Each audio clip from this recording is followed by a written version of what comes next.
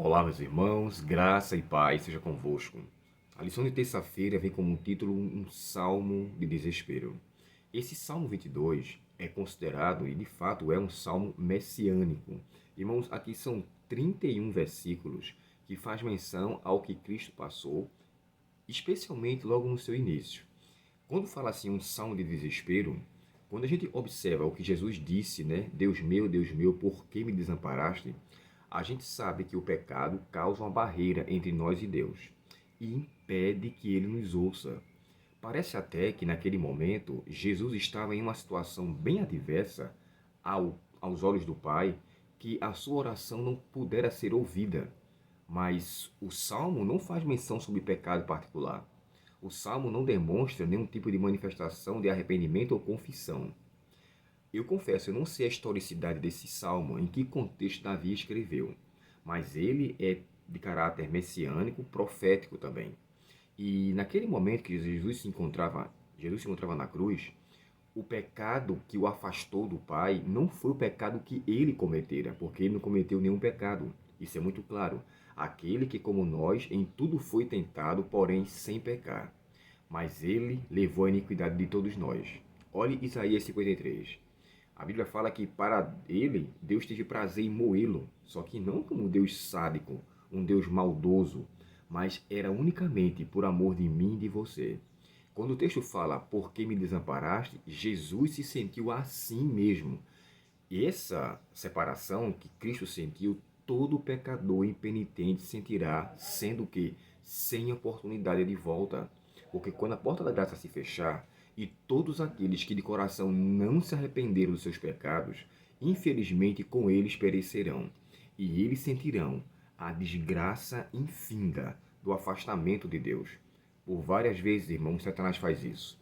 Faz com que nós duvidemos de sua presença, duvidemos do seu cuidado. E quando a gente observa os salmos, ele nos traz esperança.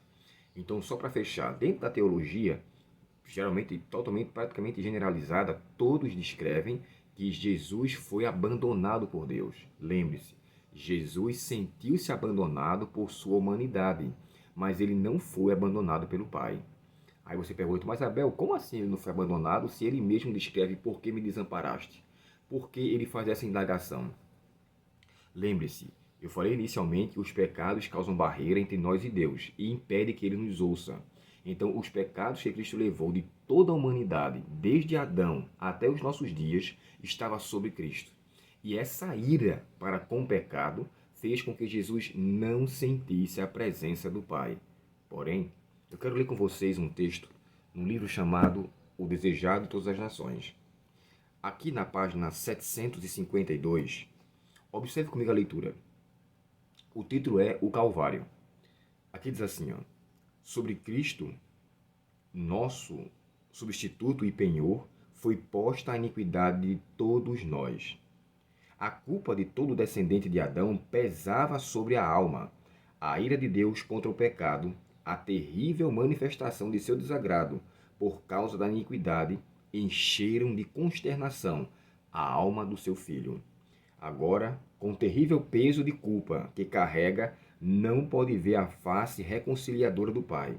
O afastamento do semblante divino do Salvador, nessa hora de suprema angústia, penetrou-lhe o coração com uma dor que nunca poderá ser bem compreendida pelo homem. Tão grande é essa agonia que ele mal sentira a dor física. Olha isso aqui. Satanás torturava com cruéis tentações o coração de Jesus. O Salvador não podia enxergar para além dos portais do sepulcro. A esperança não lhes apresentava a sua saída da sepultura como vencedor. Nem lhe falava da aceitação do seu sacrifício por parte do Pai. Temia, irmãos, isso aqui é muito forte, temia que o pecado fosse tão ofensivo a Deus que sua separação houvesse de ser eterna. Cristo sentiu a angústia que há de experimentar o pecador quando não mais a misericórdia interceder pela raça culpada. Foi o sentimento do pecado, trazendo a ira divina sobre ele como substituto do homem, que tão amargo tornou o cálice que solveu e quebrantou o coração do Filho de Deus. E para fechar, aqui diz assim, naquela densa treva ocultava-se a presença de Deus. Ele faz da treva o seu pavilhão e esconde a sua glória dos olhos humanos. Deus, preste atenção agora, Deus e seus anjos estavam ao pé da cruz. O Pai estava com o Filho. Sua presença, no entanto, não foi revelada. Houvesse sua glória irrompido da nuvem e todo espectador humano teria sido morto. E naquela tremenda hora não devia Cristo ser confortado com a presença do Pai. Pisou sozinho o lagar e dos povos nenhum havia com ele. Então a gente entende aqui o seguinte: diante da extrema angústia e dor que ele estava sentindo, emocionalmente falando, espiritualmente falando, quando eu falo assim espiritualmente, é nos pecados que ele carregou, ele sentiu-se abandonado pelo Pai. Mas o fato de ele ter se sentido não quer dizer que o Pai não estava com ele.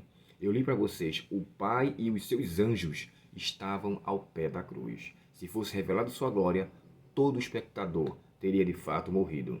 Aí você pergunta, mas Deus, Abel, Deus não poderia se apresentar para que Cristo pudesse ter confortado? Não. Não fazia parte do plano da redenção que aquilo de fato acontecesse. Então, quando eu olho esse salmo de desespero, ele já começa dizendo, Deus meu, por que me desamparaste? Eu entendo que Jesus precisou passar para que todo pecador sinta a gravidade do pecado. Irmãos, hoje nós encontramos graça e misericórdia em tempo oportuno. Hoje temos a salvação à nossa disposição. Por favor, não a abandone. Não dê as costas para um Deus que quer lhe salvar todos os dias. O amor de Deus é imensurável e a entrega do seu Filho foi realmente incalculável, a entrega que ele fez por nós. E todas as vezes que a sua mente vaguear por desejos pecaminosos, olhe para a cruz. Olhe o que Cristo passou e não permita que aquele sacrifício tenha sido em vão. Que em nossa condição de desespero espiritual, corramos a Deus para que encontremos graça e misericórdia em tempo oportuno. Que Deus abençoe você e lhe conceda um bom dia em sua presença. Oremos ao Senhor. Querido Pai Celestial, obrigado pela tua mensagem, Senhor, e obrigado pela esperança que encontramos nos Salmos. Obrigado porque o Senhor nos aconselha a recorrermos a Ti, principalmente quando as coisas adversas acontecerem em nossa vida.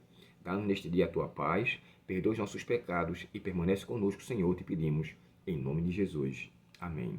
Deus te abençoe, um ótimo dia em sua presença, nosso Pai Celestial, e que em meio às dificuldades recorramos a Ele, que está de braços abertos para nos receber. Um bom dia para você e até o próximo estudo. Até logo.